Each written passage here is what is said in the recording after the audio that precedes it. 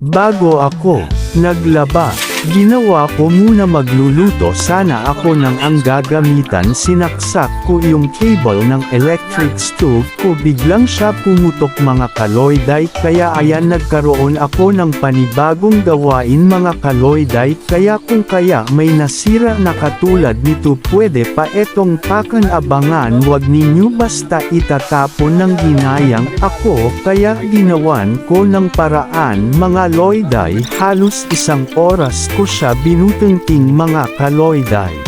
Nahirapan ako sa may kabitan ng wire na saksakan mga kaloyday, dyan ako natagalan sa saksakan na iyan, kunting this na lang matatapos na din ako, kapag may tiyaga magagawa din natin eto mga kaloyday, nang hihinayang ako bago pa iyong labas, kaya ginawan ko ng paraan, pinipilit ko maayos.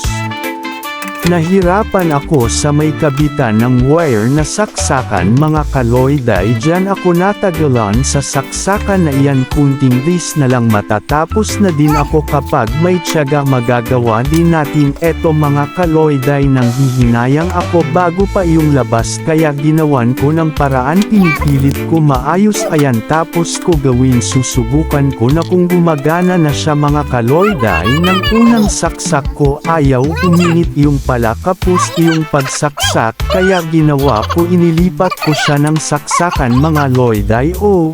ayan umiinit na siya mga kaloyday, meron na ulit ako kalan na lutsuran.